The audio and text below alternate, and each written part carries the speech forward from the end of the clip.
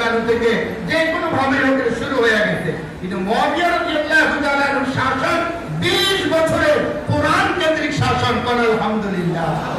তার পরবর্তীতে যে কোনো কায়দা কৌশলে যে কোনো কারণে হোক, যে কোনো অবস্থার প্রেক্ষাপটে হোক, তার ছেলে এসে গেছে ক্ষমতায়, শুরু হয়ে গেছে মুলুকিয়াত। কি শুরু হয়ে গেছে? মুলুকিয়াত। আল্লাহর নবী মুলুকিয়াত সম্পর্কে বলছেন সুম্মা মুলকান আতানা ওয়া দুদান, এরপরে শুরু হবে কামলা কামলির রাজত্ব। কিসের রাজত্ব? আদুদান আদান। দেখবেন একটা রাজনৈতিক নেতা নেত্রী আরেকটা দলের রাজনৈতিক নেতা নেত্রীর মতো দেখতে পারে না। কথা সত্য না মিথ্যা? এক কুত্তা যেমন আর কুত্তাকে দেখতে পারে না, কথা কয় না। দেখবেন প্রত্যেকটা কুকুরের নির্দিষ্ট এলাকা আছে। যখনই অন্য কোনো কুকুর তার সীমানার মধ্যে চলে আসে, সমস্ত কুকুর একসাথে হইয়া গেউ গেউ করে ওরা তাড়ানো শুরু করে দেয়। সুম্মা তাকুনু মুলকান আদান। খালেদা চায় না হাসিনা আসুক, হাসিনা চায় না জীবনেও আর কোনদিন খালেদা আসুক। না, কথা বলে মিথ্যে বলছে, মিথ্যে বলছি।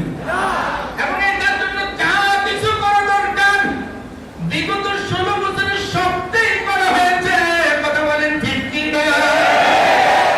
ওই খালেদাকে দমাইতে গিয়া আমাদের টুপি দাড়িওয়ালাকেও কম দমায় নাই। কথা কয় না ঠিক কি না? আমরা যখনই জিহাদের কথা কই, যখনই আল্লাহর দ্বীন কায়েম করার কথা বলি, তখনই বলে হুজুর মনে হয় কোন জঙ্গিবাদের সাথে জড়িত। মানে জিহাদের কথা শুনলে, আল্লাহর দ্বীনের ইকামতের কথা শুনলে, তখন বেঈমানদের মাথা গরম হয়ে যায়, কলিজায় মনে হয় যেন ঠাডা পড়ে। কথা কয় না ঠিক কি? কারণ ন্যায় নিষ্ঠা ইনসাফের শাসন যদি জমিনে একবার কায়েম হয়ে যায়, এই শয়তানদেরকে তো কোনো মানুষ আর জিজ্ঞাসাও করবে না। কথা বলেন ঠিক কিনা?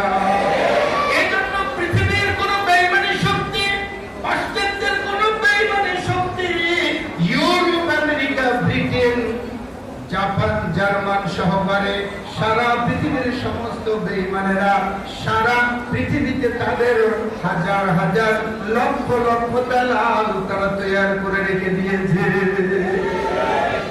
2000-এর মতো ছাত্র ছাত্রীর জীবনের বিনিময়ে 24-এর 5ই আগস্ট আগামীকালকে আমরা স্বৈরাচারকে এই দেশ থেকে তাড়াতে সক্ষম হয়েছিলাম। কথা বলেন ঠিক কিনা?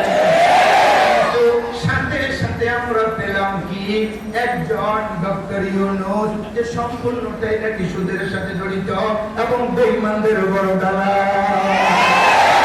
এই দালাল কিভাবে ক্ষমতায় চলে আসলো? জীবন দিলাম আমি, জীবন দিলেন আপনি, জীবন দিচ্ছে দেশের 2000 নিরীহ প্রাণ ছাত্র ছাত্রী, মাসুম বাচ্চারা, মা বোনেরা তাদের বাচ্চাকে কোলে নিয়ে ময়দানে নেমে গেছে। দেখেন নাই রাস্তায়? এর বিনিময়ে আল্লাহ পাক রব্বুল আলামিন শরীর শাসন থেকে জাতির মুক্তি দিয়েছিলেন। কথা বলেন ঠিক কিনা? কিন্তু কোথায় থেকে উইড়া এসে জুলিয়া ওনারা ক্ষমতায় বসে গেল। কথা বলেন ঠিক কিনা?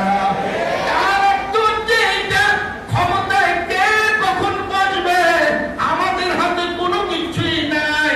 এই সবটাই কন্ট্রোল করে বেঈমানের বাচ্চারা। কথা বলেন ঠিক কিনা? ওই বেঈমানরা এই সমস্ত রাস্তা আগের থেকে ক্লিয়ার করে রাখছে। এখন দেশে একটা বৈষম্য বিরোধী আন্দোলন হয়ে গেছে, ফ্যাসিস্ট পলাইছে। এখন ক্ষমতায় কারে বসানো যায় এরা বুঝে ওঠার আগে তাদের মনোনীত লোকজনকে তারা সেট করে দিয়েছে। কথা বলেন ঠিক কিনা?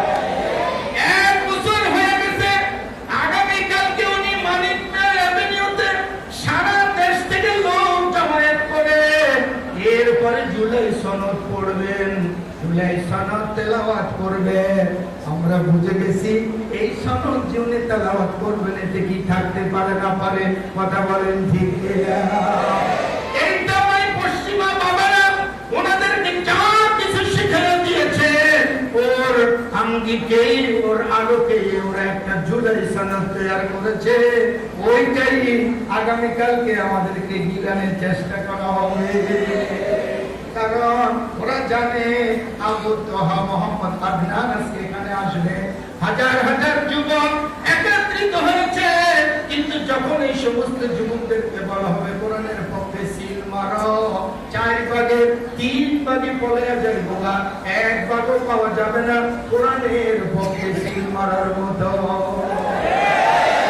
ঠিক এটা ওই বেঈমানেরা জানে, কারণ ওরা জানে ক্লাস 1 থেকে মেট্রিক, মেট্রিক থেকে আইএ থেকে BA, MA, doctor, engineer, professor, যা কিছু এরা লেখাপড়া করেছে সব কিছু আমাদের ভিটামিন খাইয়ে তারা লেখাপড়া করছে।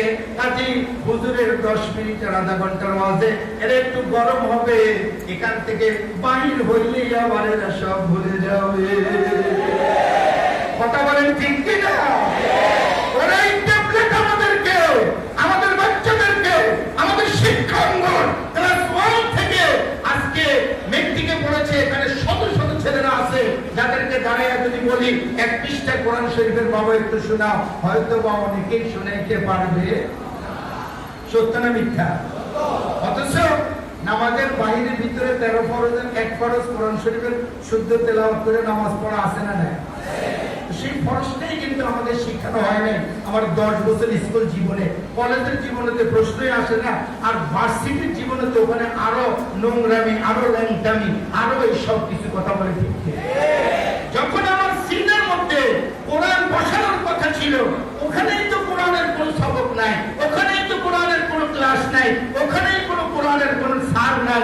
যাও কেউ প্রাইভেট মাস্টার রেখে পড়ে, সেই হুজুরের বেতন হলো 300, আর বর্তমান সময় একটু বাড়ছে 600, আর যিনি ইংরেজি পড়াবেন সপ্তাহে 2 দিন তার বেতন 6000।